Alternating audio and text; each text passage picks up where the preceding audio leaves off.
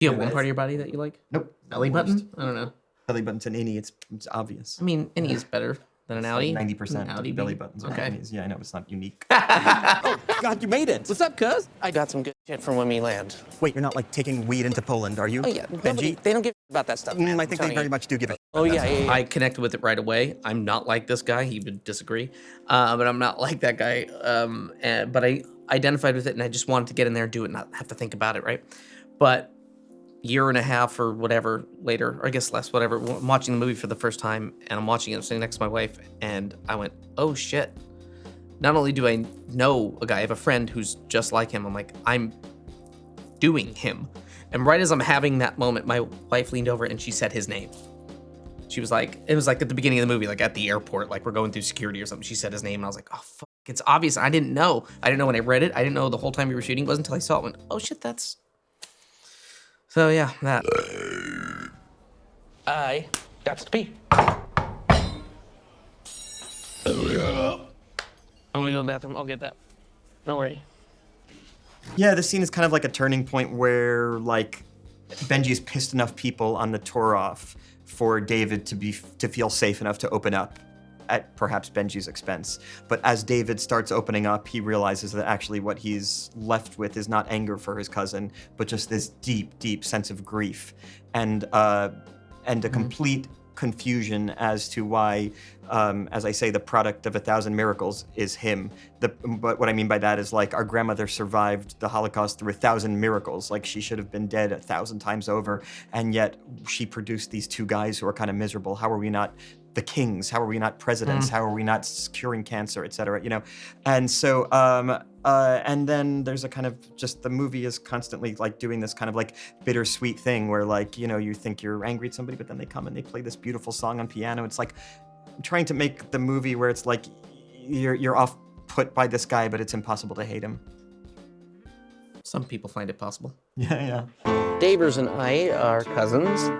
We used to be joined at the hip. Our grandma was from here, so Dave arranged for us to join this geriatric Polish tour with you fine people. So many Poles loving that this film is coming out. Jesse, how did you want to celebrate Poland in this movie? Oh, so many polls. Oh, I thought you meant like polls. Okay, all right. Surveys. Yeah. Oh, sorry, what was it? Oh, yeah, I wanted to celebrate and showcase Poland in a way that I've never seen before in a Holocaust-themed movie. Most Holocaust-themed movies are showing Poland as this kind of, you know, bleak place. Maybe if it takes place during the Soviet era, it's bleak, gray, and, you know, there are breadlines. And for me, my experience in Poland as a tourist and now as like somebody working there professionally is just that it's this incredibly beautiful, warm, welcoming, open place. It's just, you know, if you grow up and you're an American Jew with Polish heritage, typically you'll hear from your family like, oh, why would you ever go back there? Why would you ever go there? You know, and it's just, I had the exact opposite experience, and I wanted to show Poland like the postcard that it is. Probably live here if the war didn't happen. Isn't that crazy to think about?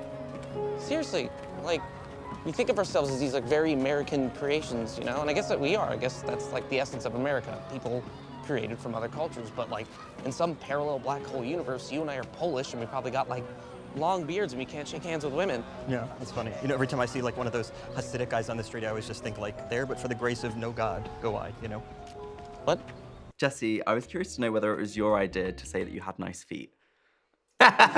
Yeah. People are on this one, yeah. This entire thing was, my doing. I mean, it's a long scene. It's not like, we just, I mean, but I didn't know I was going to play that part. Yeah. I just have heard somebody compliment somebody else's feet once, and just thought that was the funniest, weirdest thing to say to somebody.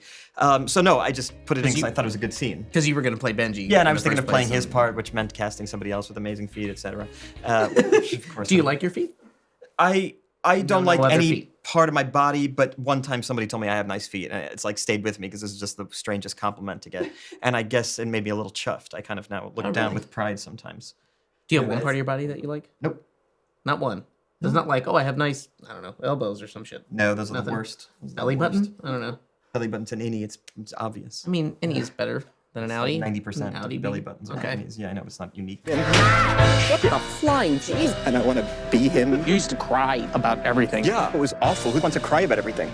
We're on a Holocaust tour. If now is not the time to grieve, I don't know what to tell you. And what do you hope audiences take away from how Benji's story ends? I don't know. Whatever they do. And also, I have my sort of idea of what that ending is, but I also don't. I like keeping that in my brain noggin. When I read it, I had a certain thought, but I didn't want to sort of overanalyze it. And then Jesse reminded me of this like a month or so ago. But apparently, on that day we were about to shoot that, he came up to me and said, "Do you want to talk about the scene, what it's about?" And apparently, I said, "No, go away." Yeah. And I still have that mentality of like, I have my idea of what that is, and I'll keep that right here. People put their things on it too, which I also really like. So I don't want to influence that or change people's ideas of what that thing could be.